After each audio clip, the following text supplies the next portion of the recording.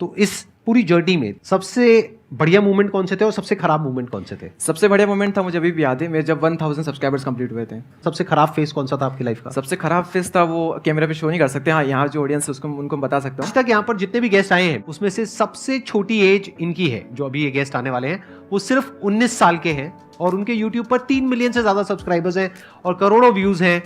तो please give an energetic and warm welcome to the one and only Deepak Dahiya.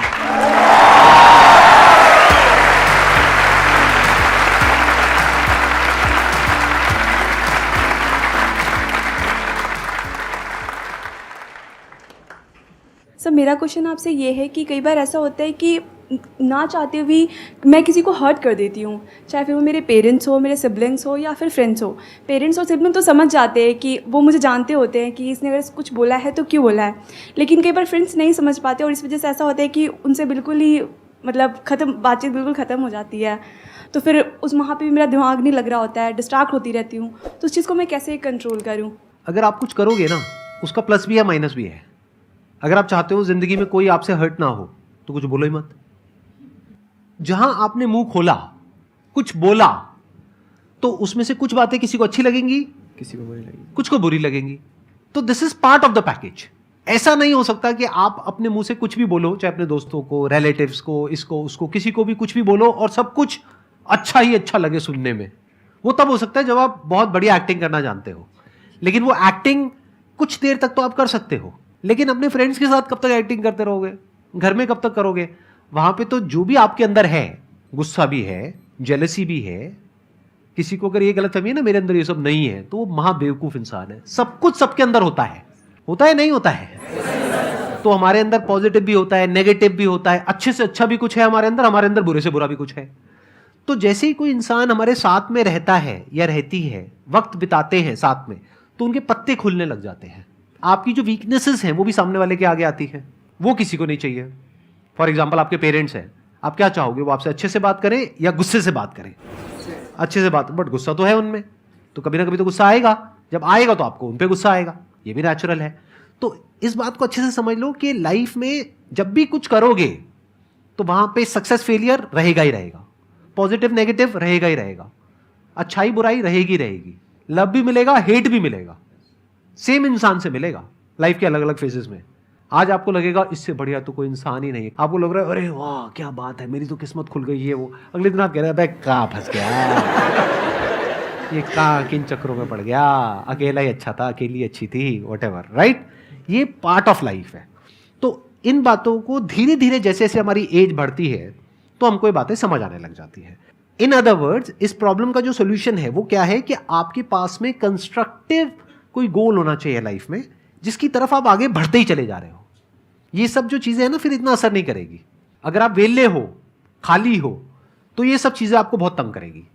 Sir हमारा ये question है कि कई बारी हम न्यूट्रल नहीं रह सकते लाइफ में, कि हमें कोई सिचुएशन संभालनी है लेकिन हम कितनी कोशिश कर लें वो उल्टी ही होती जा रही है, मतलब छूटता ही जा रहा है कुछ ना कुछ, और वो हमारे जो आसपास सराउंडिंग है, हमारे लोग हैं, उनको अफेक्ट कर रही है और हम कुछ भी नहीं कर पा रहे उसमें।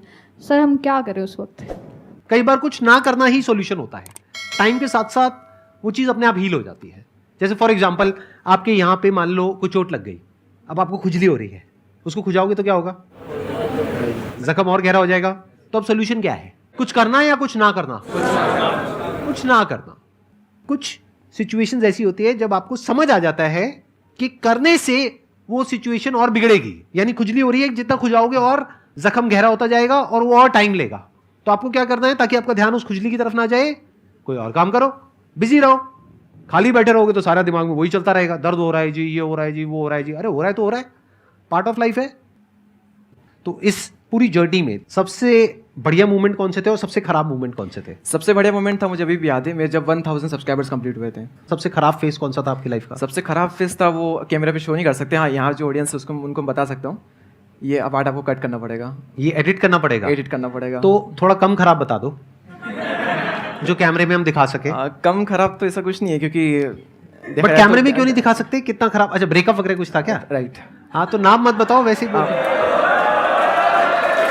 लोगों को इसी में इंटरेस्ट आ रहा है। मतलब बाकी सबका इंटरेस्ट इसी में इसी में है आया। जो आप नहीं बताना चाहते। अगर उसके बारे में थोड़ा बहुत कुछ बताना चाहते हो बिना नाम लिए बिना कुछ बोले तो आप बता सकते हो। ब्रेकअप हुआ वो एक प्रॉब्लम चलो नॉर्मल है, कईयों के साथ होती है, पर सबसे टफ चीज़ ये थी कि मेरा 12th का एग्ज़ाम चल रहा था उस वक्त, और 12th में भी सबसे टफ पेपर जो मुझे लगता है मैथ्स का, उसी पेपर के जस्ट पहले सब कुछ हुआ था। उस पेपर के जस्ट पहले इक्वेशन चेंज हो गई थी। चेंज हो गई थी, right. I understand. Technical joke था, हर एक को समझ नहीं आया होगा।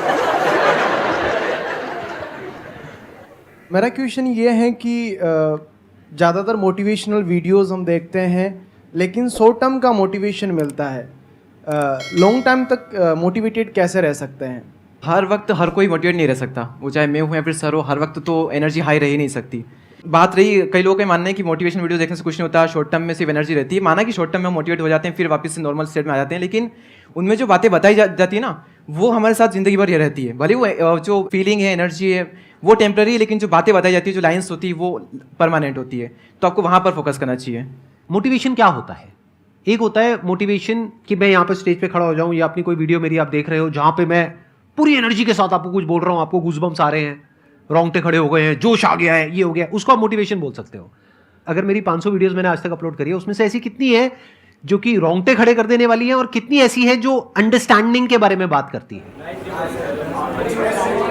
मैक्सिमम 10%। बाकी की 90% कौन सी है? Understanding about life, about mind, about everything in life. क्योंकि अगर आप मोटिवेशन की बात करोगे, yes motivation is temporary, but जब मोटिवेशन काम आता है तो वही काम आता है। जैसे इनका अपना मोटिवेशनल वीडियोस का चैनल है, आई थिंक आपकी 90% जो वीडियोस है वो मोटिवेशनल है, राइट? Motivational है। तो जब मोटिवेशन की आपको जरूरत है तो मोटिवेशनल वीडियोस ही काम आएंगी ना। जैसे डेली हम कुछ खाते हैं तो वहां से एनर्जी मिलती है, फिर हम काम करते हैं।